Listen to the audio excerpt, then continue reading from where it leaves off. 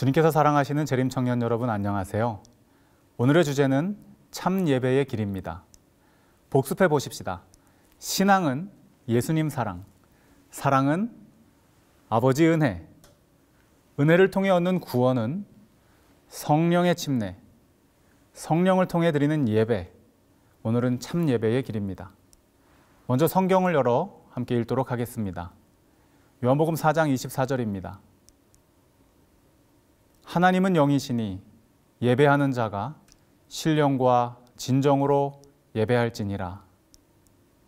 여러분, 예배하면 무엇이 떠오르십니까? 여러분 교회의 예배는 어떻습니까? 활기차십니까? 감동이 넘칩니까? 말씀의 은혜가 풍성합니까? 그 예배가 여러분의 생각을 바꾸고 삶을 변화시키십니까? 여러분, 이런 경험 좀 해보고 싶지 않으신가요? 얼마 전 저는 시드니에 있는 힐송 철치를 방문했습니다. 저는 정말 깜짝 놀랐습니다. 내 생각에 진리교회가 아닌데 오순절파 일요일 준수 교회에 그것도 청년들이 인도하는 예배가 정말 너무나도 감동적인 것입니다. 그들의 표정 하나, 옷차림 하나, 선곡 하나하나 모든 것이 정말 경건했습니다. 현 시대 청년들에게 맞는 대중악기를 이용해 드리는 찬양 예배이긴 하지만 리더부터 싱어들 모두가 정말 겸손하게 예배를 드리는 모습을 보게 되었습니다. 단 한 명도 자신을 드러내려 하지 않았습니다. 찬양 리더는 순간마다 기도하면서 순서를 진행했습니다. 정말 준비가 잘 된 아름다운 예배였습니다. 수천 명이 찾아올 만한 매력적인 예배였습니다. 그 예배가 저에게도 많은 인상을 남겨주었습니다. 하지만 결정적으로 제 삶을 바꾸지는 않았습니다. 그 다음으로는 멜번에 있는 게이트웨이 철치에 방문하게 되었습니다. 그곳은 힐송 처치처럼 의리의리하고 웅장한 예배당이 아니었습니다. 심지어 교회 건물조차 없었습니다.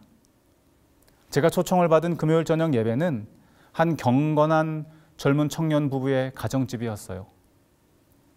그곳에 20명 남짓한 젊은이들이 모였습니다. 저녁을 함께 먹었습니다. 그리고는 둘러앉아서 지난 한 주간의 삶을 나누었습니다. 그런데 왠지 모를 잔잔한 감동이 있었습니다. 정말 단순하게 우쿨렐레로 반주를 하면서 그 반주에 맞추어서 소박한 찬양을 불렀습니다. 그런데 그 찬양이 제 마음을 울리는 것입니다.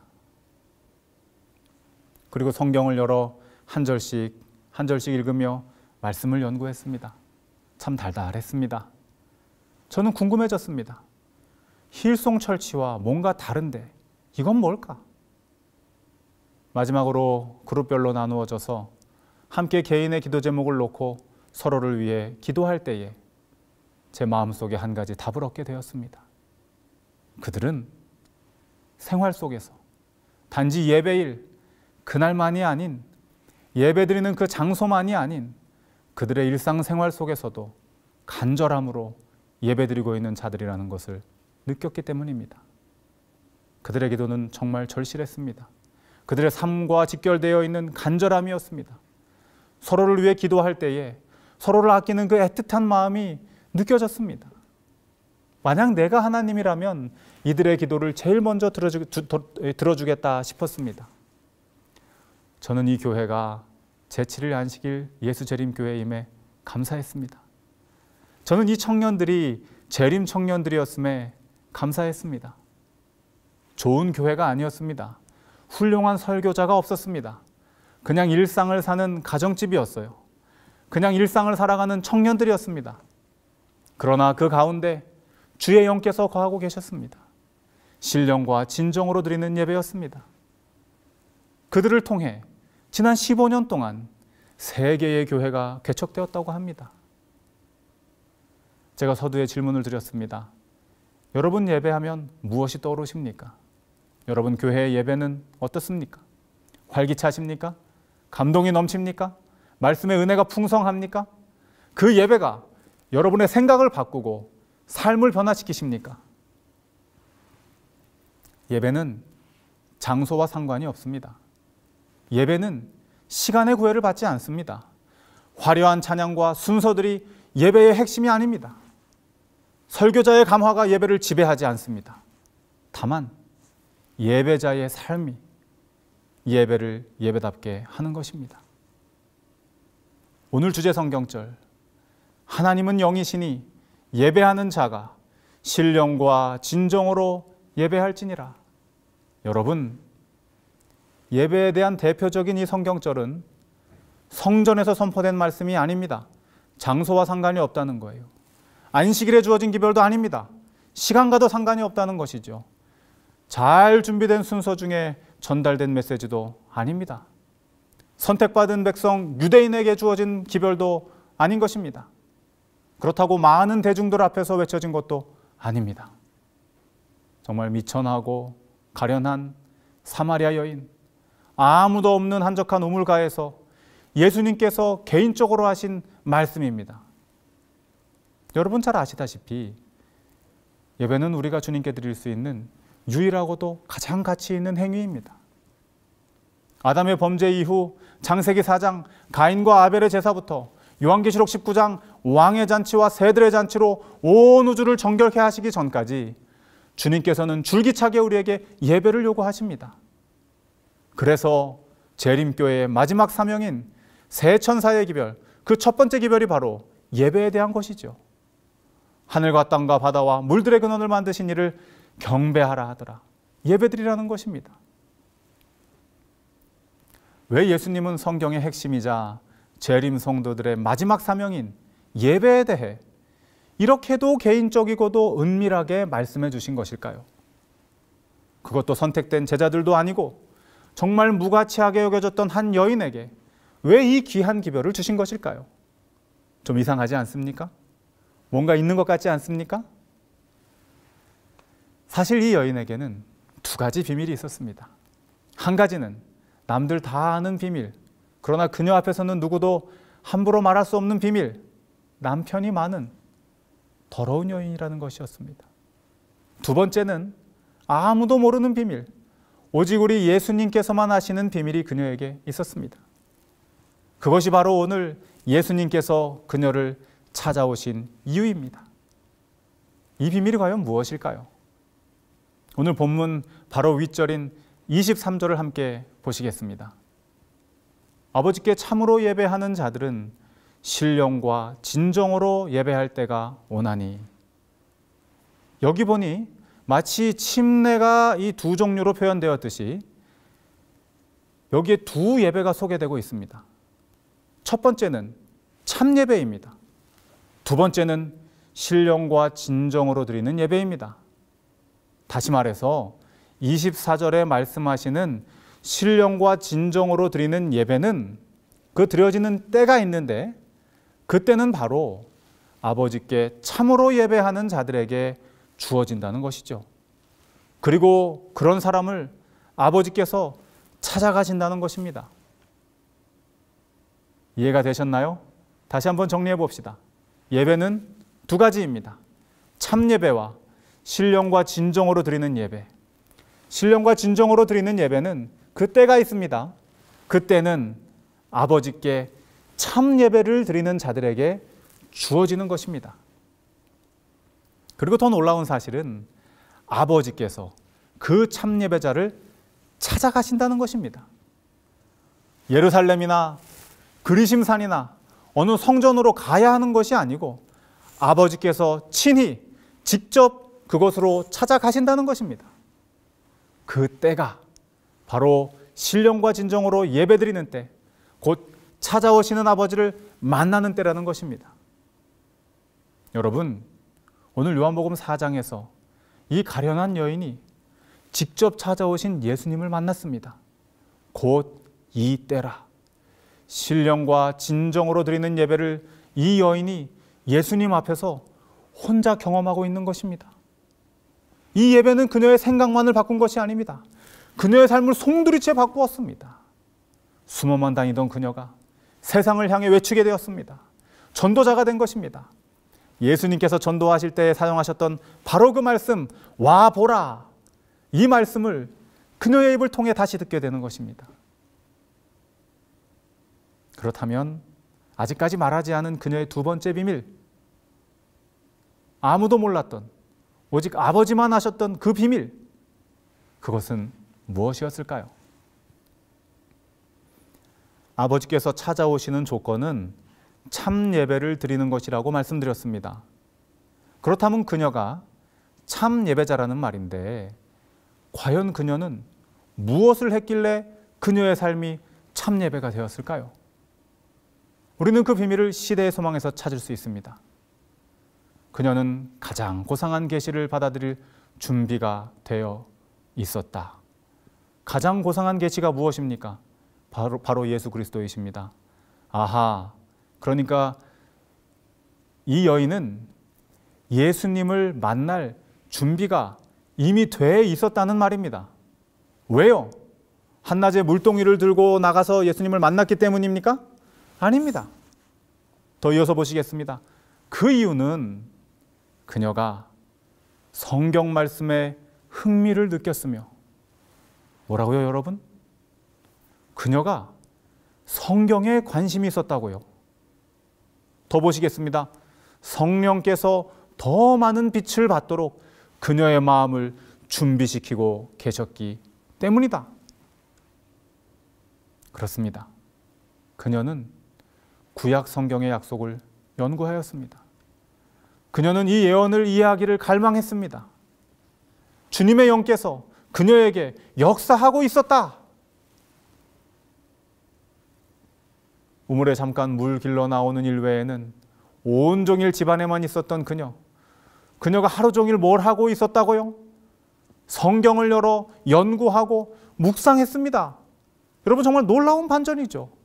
어떻게 그녀가, 어떻게 그 더러운 여인이, 자기 자신도 자기의 삶을 수치스러워하는 그 여인이 성경을 열어 연구하고 묵상을 했다니요. 사실 곰곰이 생각해 보면 그녀는 누구보다 치열한 삶을 살았습니다. 생각해 보십시오. 여인으로서 한 번 이혼하기도 쉬운 일이 아닌데 몇 번이나 이혼을 했어요? 5번이나 이혼을 하고, 그래도 어떻게든 살아보겠다고 다시 6번째 시집와서 살고 있는 그녀. 그러나 지금 남편도 안 봐도 뻔해요. 그래서 예수님께 뭐라 그럽니까?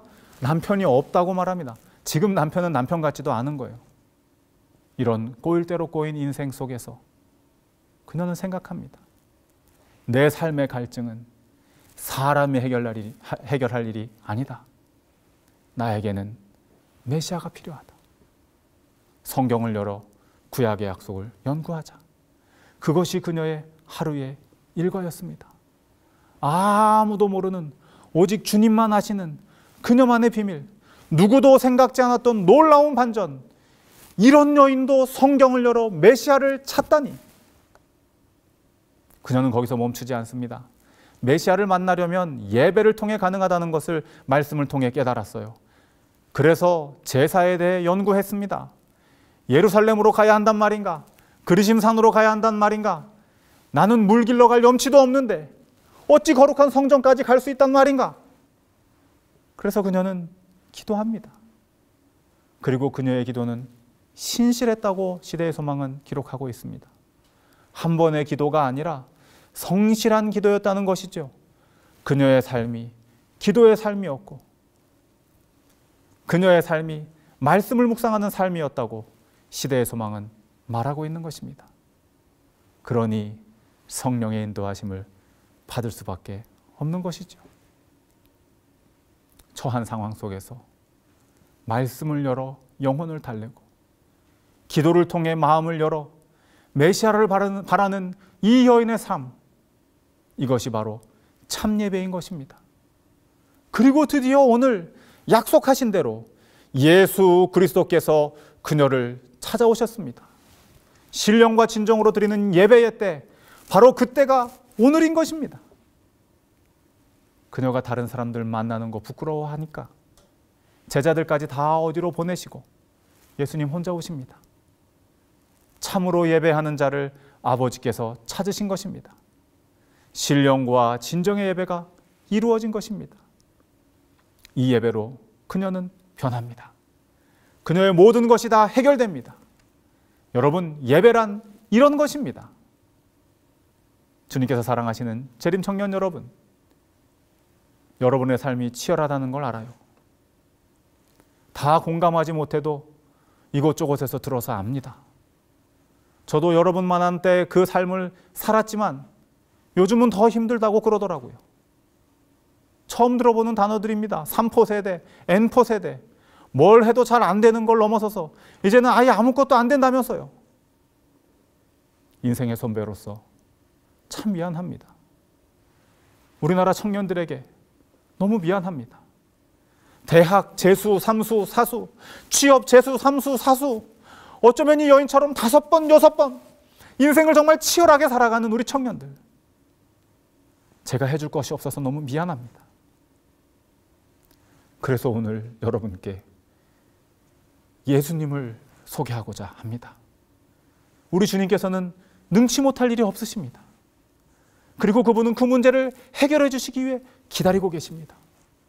사람의 힘으로 안 되는 문제 앞에서 이제는 누구 만나는 것도 민망해서 혼밥하며 허기진 배를 채우는 우리 젊은이들, 그냥 그렇게 웅크리고 있지 말고 바로 그곳에서 참 예배자가 되어주십시오.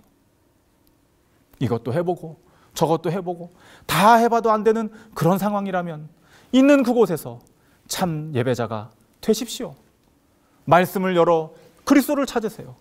신실한 기도로 그분을 구하세요. 아버지께서 바로 그런 청년을 찾고 계십니다. 비록 성경에는 그녀에게 멋진 남편을 주셨다고는 이야기하지 않습니다. 그러나 마르지 않는 샘물을 주셨다고 말씀하십니다. 그것으로 그녀는 만족했습니다.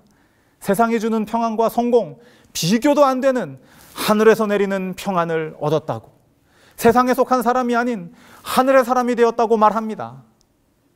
저는 이 사실이 오늘날도 가능하다는 것을 믿습니다. 왜냐하면 제가 경험하고 살고 있기 때문입니다. 여러분, 이 일은 오늘날도 가능합니다. 왜냐하면 이것은 주님의 약속이기 때문입니다.